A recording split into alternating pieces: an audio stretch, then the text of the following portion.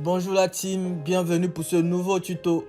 Avant tout, likez, partagez et surtout, n'oubliez pas de vous abonner pour plus de vidéos. Dernièrement, dans la représentation de notre site, nous avons rédigé notre contenu, parlé des différents types de balises, où on a énoncé les balises paires ou fermantes et orphelines. Aussi, nous avons parlé des balises P pour les paragraphes. Et pour la structuration de nos tests, nous avons utilisé la balise orpheline BR pour un retour à la ligne. Aujourd'hui, nous continuons la série en débutant avec les titres. Le HTML présente 6 formes de titres, du plus important au moins important. Les balises titres s'écrivent avec la syntaxe H et un numéro compris entre 1 et 6. Les balises titres sont des paires. Donc, les titres les plus importants sont entourés de la balise H1 et les moins importants de la balise H6. Nous allons nous servir de deux d'entre elles, qui sont la balise titre H4 et la balise titre H2. Vous pouvez vous entraîner avec les autres balises, histoire de voir leur effet. Retournons donc à notre notepad, dans le bloc 2 précisément.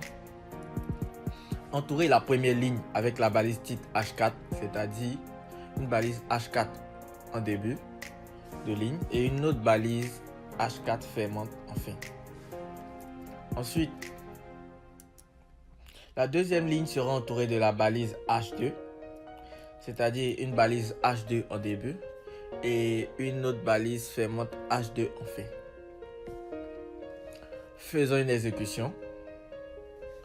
On constate que la taille du test a changé, elle a grandi et elle est devenue plus foncée. Petite remarque, les titres ne sont pas utilisés pour formater le test, attention. Nous verrons comment le faire avec le style dans le CSS. Retour à notre notepad. À présent, nous allons rendre certaines parties de notre test en gras, en italique, puis on apprendra à sélectionner du test. Pour ce faire, nous utiliserons 3 balises qui sont toutes des balises paires. Nous allons alors dans notre premier bloc ou le bloc 1 et nous allons rendre le nom de la marque en gras et en italique à la fois. Pour ce faire, on utilisera la balise strong pour mettre en gras et la balise EM pour mettre en italique. Cela se fera de la façon suivante. On introduit la balise ouvrante strong en début et on introduit une balise fermante strong à la fin. Et à l'intérieur, on introduit une balise EM en début et on la ferme avant le strong. Good. Faisons une exécution. On constate que le test nom de la marque a changé. Ça fait beaucoup de balises, non pas du tout. Avec la pratique, vous vous habituerez. N'oubliez pas, on avait dit qu'on pouvait sélectionner du test et cela se fait avec la balise span.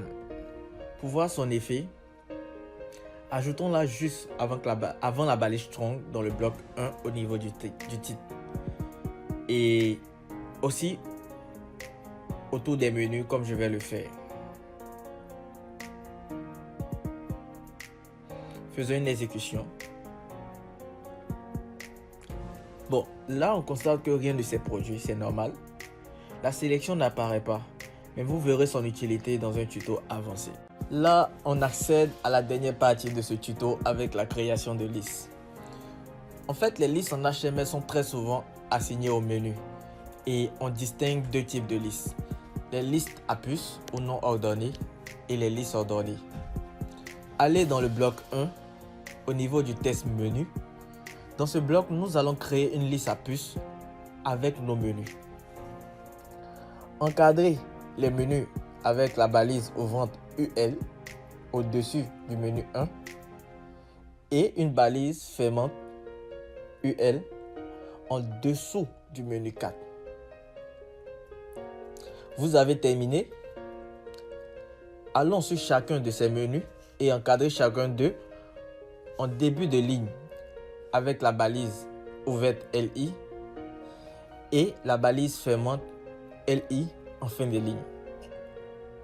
En outre, on aura 4 balises ouvrantes et fermantes LI.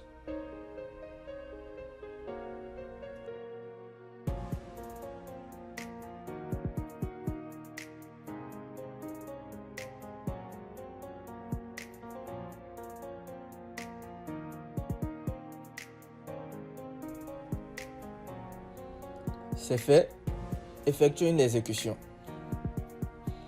On perçoit notre lisse avec des puces. Vous aurez remarqué, pour créer des lisses à puces, il suffit d'encadrer l'ensemble de notre lisse avec la balise UL et chacun des éléments de la lisse avec la balise LI. Tous les deux sont donc des balises paires. Il ne faudra pas l'oublier. Concernant les lisses ordonnées, on se rend dans le dernier bloc, c'est-à-dire le 4, sur lequel on n'a pas beaucoup travaillé. On fait de même, on encadre l'ensemble du menu cette fois avec la balise OL, c'est-à-dire une balise ouvrante OL en début et une balise fermante OL en fin. Chaque élément du menu sera encadré avec la même balise LI. En outre, on aura 4 balises ouvrantes et fermantes.